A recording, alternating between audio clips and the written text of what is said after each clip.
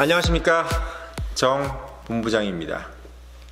문재인 대통령이 남북 북미 정상회담에 이어 남북미 3국 정상회담까지 언급하면서 한반도 평화체제 구축에 대한 자신의 구상에 박차를 가하고 있습니다. 여러분들, 남북 정상회담 또는 북미 정상회담 또는 남북미 정상회담에 대한 의미를 혹시 알고 있나요? 제가 오늘 이 얘기를 꺼낸 이유는 여러분들, 특히 우리 대한민국 청년들이 이 평화체제라는 것이 뭘까?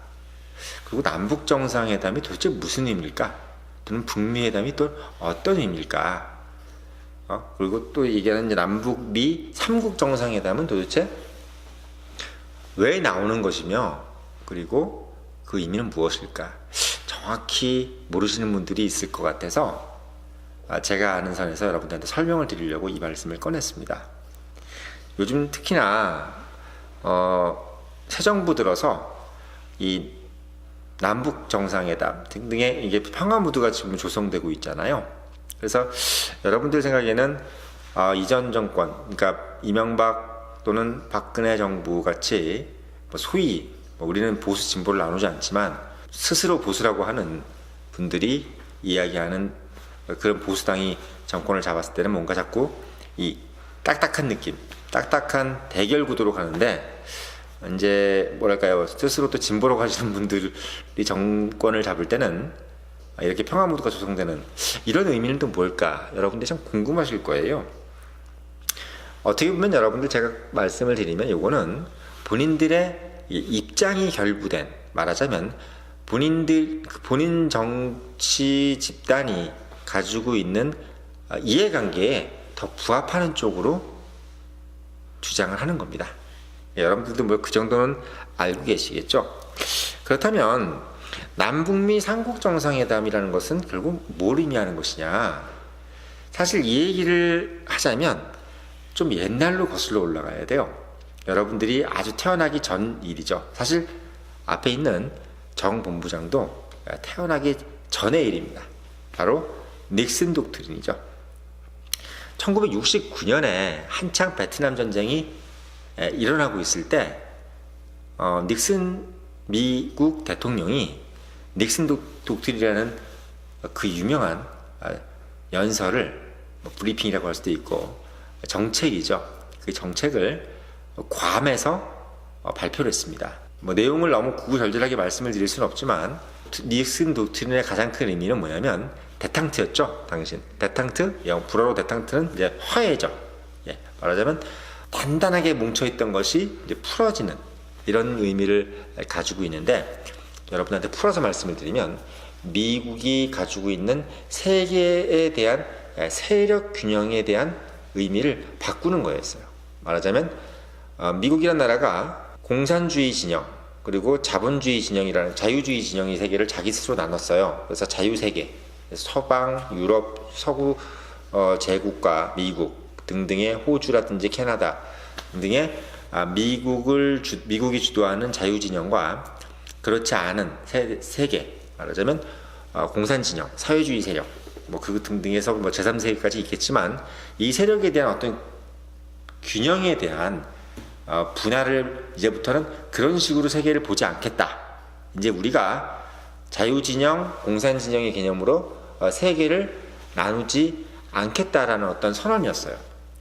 물론 그 이후에도 레이건 대통령이나 이런 분들이 다시 또 이제 미소 경쟁이 이제 촉발됐는데, 그건 어떻게 보면 자유세계와 공산세계에 대한 어떤 세계 세력 균형이라기보다는 미국과 소련이 어떤 개별적인 어떤 뭐랄까요, 힘의 경쟁이라 그럴까요? 그런 부분들이 좀 더 컸죠. 아무튼 닉슨 독트린 이후에 한반도 정세가 되게 많이 바뀌었었어요. 말하자면 그 전까지만 해도 북한하고 한국은 중국이나든지 러시아와 같이 섞여서 북한이 포함되어 있고, 남한은 미국하고 일본과 같이 포함이 되어 있었기 때문에 안보에 대한 걱정을 할 필요가 없었어요. 왜냐하면 큰 세력의 대치점에서 포함이 돼버렸기 때문에 군사력에 대해서 크게 신경 쓸 필요도 없었고 안전하게 어떻게 보면 경제 발전 또는 각자의 국가들이 몰두하고 있는 이슈에 집착하면 되는 거죠. 근데 닉슨 독트린이 생기면서 유럽식 세력 균형의 장이 펼쳐진 겁니다. 그러면서 이게 여러분들 이걸 아셔야 돼요. 세력 균형이라는 거는 작은 나라들한테는 상당히 큰 비극이에요. 왜냐하면 큰 세력이 아닌 작은 것들의 국가나 부스러기들이라고 그러죠. 우리가 그런 분들은 큰 세력의 이해 논리에 이제 점여 들어가는 거죠. 따라서 닉슨 독트린의 영향은 뭐냐면 한국인의 문제는 한국인이 알아서 하라는 거죠. 독일 통일과 좀 틀린 게 한국은 독일 통일이라는 거는 주변 국가들이 다 반대했어요. 통일을. 말하자면 프랑스도 반대했고 러시아도 반대했고 영국도 반대했고 그러니까 한마디로 나치 독일 때문에 고생을 한 주변 국가들이 독일 통일을 절대적으로 반대했죠. 그럼에도 불구하고 독일과 서독과 독일이 서로 우리는 합치겠다라는 의지가 더 강했기 때문에 어떻게 보면 그 느슨한 틈을 타서 이제 소련이 붕괴되면서 그 틈을 타서 둘이 합쳐진 거예요. 말하자면 독일은 주변국이 끝내 반대하는 것을 자국끼리의 원심력에 의해서 합쳐진 겁니다. 근데 반대로 한반도는 닉슨 독트린 이유가 뭐냐면 주변 사강들이 니네들이 합치려면 합쳐 라는 얘기예요.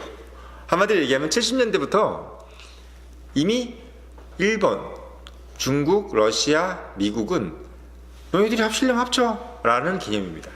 물론 내재적으로 마음속으로 너희들이 안 합쳤으면 좋겠다라는 이런 개념이 있긴 하겠지만 그런 통일에 있어서 적극적으로 반대한다 말한다 명분이 없는 거예요. 왜냐하면 우리가 전쟁을 개시한 국가도 아니고 전범 국가가 아니기 때문이죠. 그러니까 둘이 만약에 남한하고 북한이 난 합치겠다라고 하면 인접국에서 말릴 수가 없는 거죠. 이미 그런 형태가 벌어졌기 때문에 소위 얘기해서 지금 그 부분을 우리는 그냥 새로운 닉슨 독트린에 의해서 생겨난 그 질서를 받아들이겠다라고 하는 것이 어떻게 보면 요즘 얘기한 진보 정권인 거고 나는 그 닉슨 독트린 이후에라도 한미 동맹 그리고 미일 동맹의 그늘 안에서 있겠다. 왜? 확고한 어떤 그런 세력 균형 너머로 들어가겠다. 그래서 안보를 좀 더 튼튼하게 가져가서 경제 발전이라든지 기타 등등의 것들을 도모하겠다. 어떻게 보면 일견 어떻게 보면 좋은 거고 어떻게 보면 나쁜 건데 중요한 것은 뭐냐면 이미 통일은 용인된 거예요.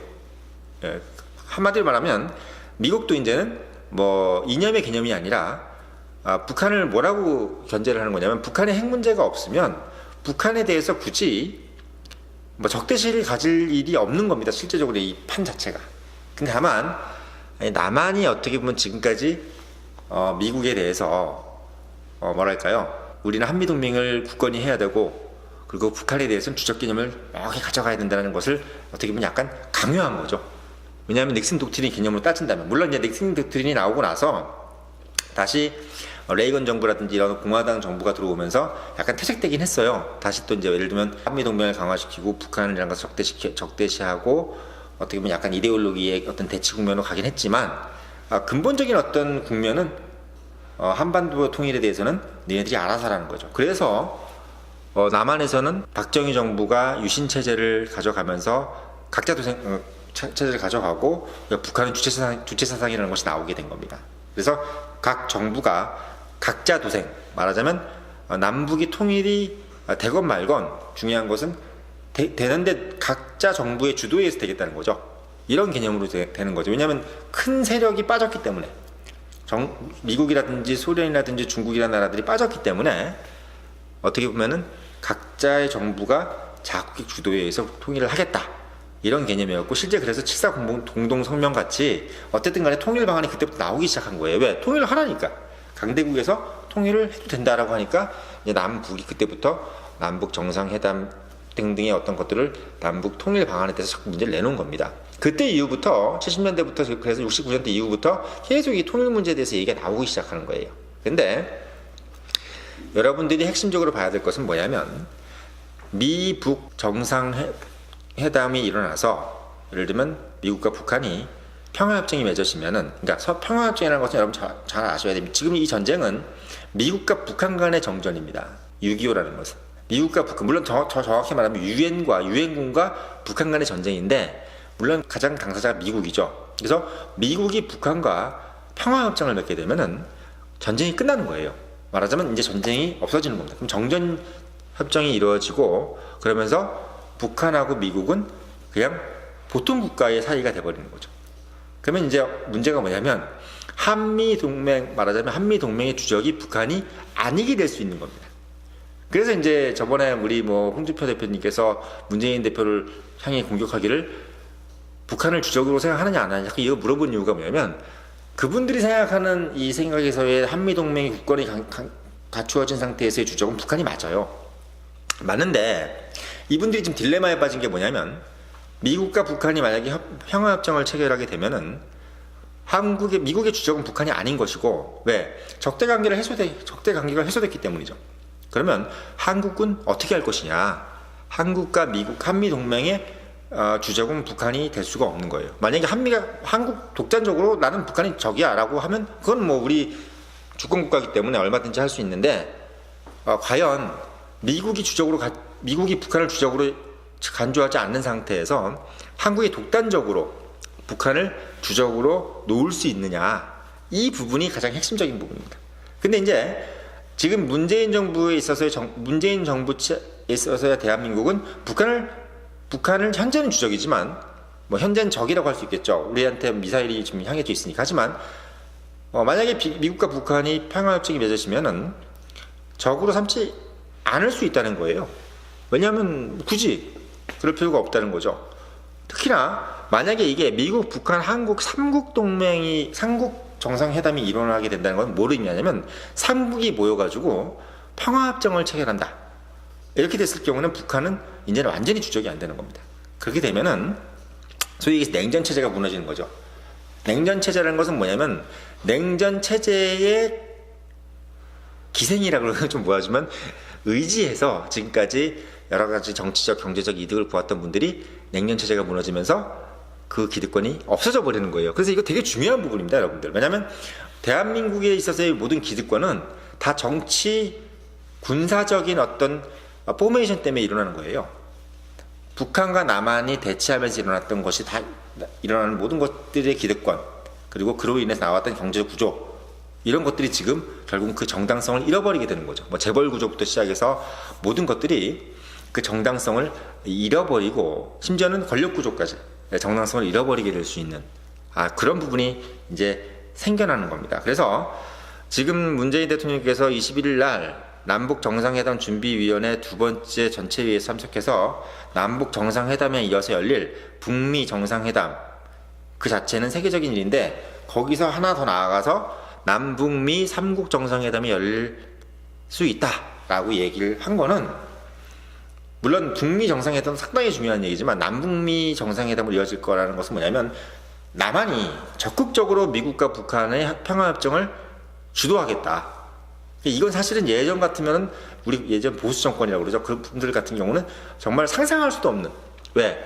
자기 스스로의 기득권을 다 버려야 되는 상황이기 때문에 상상할 수도 없는 일이기 때문에, 이거는 어마어마한 국내 문제, 이거는 대한민국 전체의 어떤 기득권 구조가 바뀌어버리는 이 부분인 것을 여러분들이 잘 알고 계셔야 됩니다. 왜냐하면 이 정치라는 거나 군사 부분은 명분이 중요하기 때문에 그게 이제 결국은 기득권과 연관이 되는 거죠. 그래서 여러분들께서 남북미 정상회담, 이 부분을 기득권 시스템, 물론 너무 이게 제가 기득권을 이런 어떤 정치 논리를 말씀드린 것이 아니라, 이건 시스템, 레짐, 그 레짐이 깨진다. 기득권의 말을 쓰지 않겠습니다. 레짐이 깨지는 것을 여러분들이 좀 이해하시면 될 것 같고요. 제가 참고로 또 하나 말씀을 드리면, 북한이 이제 평화협정이 맺어지면 상호 불가침 조약이라는 것을 체결하게 돼요.